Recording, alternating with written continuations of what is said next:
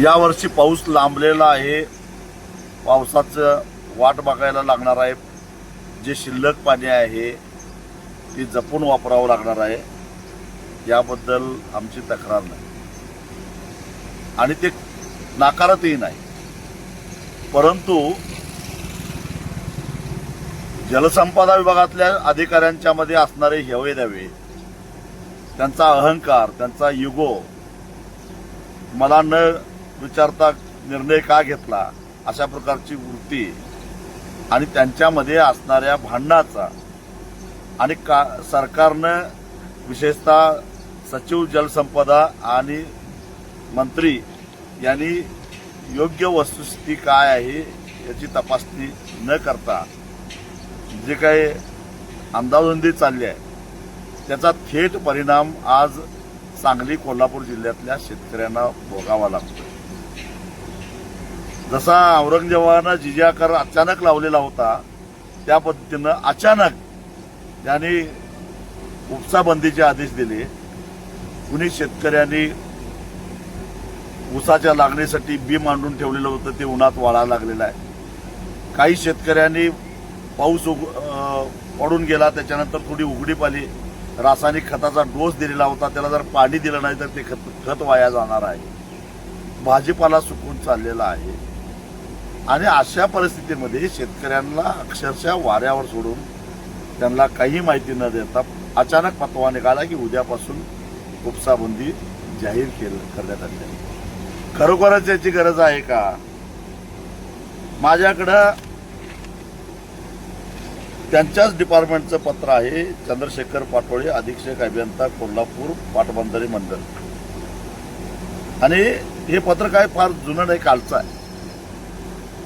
ते असं म्हणतात की जिल्ह्यामध्ये जे काही एकूण पाणी साठा आहे त्यांनीच केलेलं जे काय पाणी वाटपाचं नियोजन आहे 31 ऑगस्ट 2026 पर्यंत पिण्याचं, शेतीचं सगळं पाण्याचं वाटप करून सुद्धा या ठिकाणी पाणी शिल्लक किती राहत आहे बघा. मी सांगतोय ते 31 ऑगस्ट 2026 नंतर सुद्धा, म्हणजे 31 ऑगस्टच्या आत थोडा तरी पाऊस पडणार, अगदीच काय धरणं कोरडी जाणार नाहीत. पण तरी सुद्धा समजा 0% पाऊस पडला तरी सुद्धा 31 ऑगस्टला वारणा धरणामध्ये म्हणजे चांदोलीमध्ये 3.82 टीएमसी पाणी शिल्लक राहणार आहे. राधानगरीमध्ये 1.332 टीएमसी पाणी शिल्लक राहणार आहे. तुळशीमध्ये 1.22 टीएमसी पाणी शिल्लक राहणार आहे. मध्यम प्रकल्प जे आहेत त्याच्यामध्ये कासारी 0.61, कुंभी 0.84, कडवी 0.72, पाटगाव 1.5, चिकोत्रा 0.47, चित्री 0.41, जंगमट्टी 0.34, घटप्रभा 0.59, झांबरे 0.22, आंबेहोळ 0.63, सरपणाला 0.33. एकूण लघु प्रकल्पामध्ये 1.77 टीएमसी पाणी शिल्लक राहणार आहे. कधी 31 ऑगस्ट 2026 नंतर प्यायला, शेतीला, उद्योगाला पाणी देऊन सुद्धा एवढं पाणी शिल्लक राहणार आहे. आणि मग तरी सुद्धा उपसाबंदी का? दुसऱ्या बाजूला मी सकाळीच एक व्हिडिओ टाकला की आता या क्षणाला राजापूरच्या धरणातून, कृष्णा नदीतून आता या क्षणी 125 क्युसेक पाणी गळतीतून जायला लागलेलं आहे. कर्नाटकनं मागितलेलं नसताना सुद्धा राजापूर बंदरातून 125 क्युसेकनं पाणी चाललेलं आहे. आणि इकडे शेतकरी मात्र कालपासून जलसंपदा विभागाच्या कार्यालयासमोर आम्हाला पाणी द्या, आमच्या जनावरांना पाणी द्या. जनावरांनी हा या जिल्ह्यामध्ये आणि सांगली जिल्ह्यामध्ये सुद्धा दुधाचं मोठं प्रमाणात उत्पादन होतं. जनावरांना प्यायला पाणी नाही. तुम्ही अचानक उपसाबंदी केलाय, ठीक आहे, दिवसातून 4 तास द्या, 5 तास द्या, पण तेवढ्या काळामध्ये आम्ही जनावरांच्यासाठी पाणी घेतो. जेवढं आवश्यक आहे तेवढी पाणी पाजतो.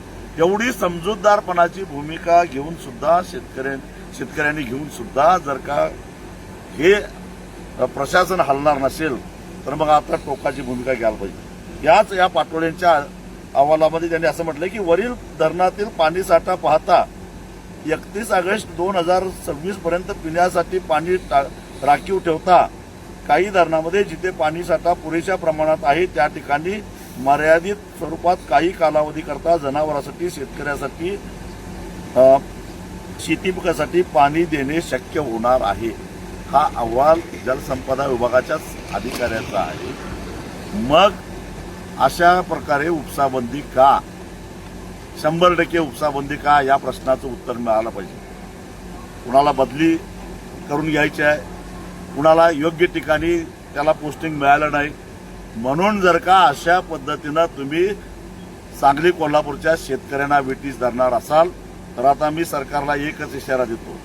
आज सायंकाळपर्यंत ही उपसाबंदी जर का मागे नाही घेतली तर उद्या सकाळी 11 वाजता सांगली कोल्हापूर जिल्ह्यातल्या कृष्णा आणि त्याच्या उपनद्याच्या काठावर असणारे जे शेतकरी जे लिफ्ट योजनेच्या माध्यमातून पाणी शेताला घेऊन जातात त्या सगळ्या शेतकऱ्यांनी उद्या सकाळी 11 वाजता म्हणजे 19 जूनला सकाळी 11 वाजता जिल्हाधिकारी कार्यालयासमोर जमायचं आणि जिल्हाधिकाऱ्यांना जाब विचारायचा आहे की हे काय चाललेलं आहे, ही कसली बेदली चालू आहे, याचा जाब विचारण्यासाठी 11 वाजता सगळ्यांनी यायचा. मी येणार आहे.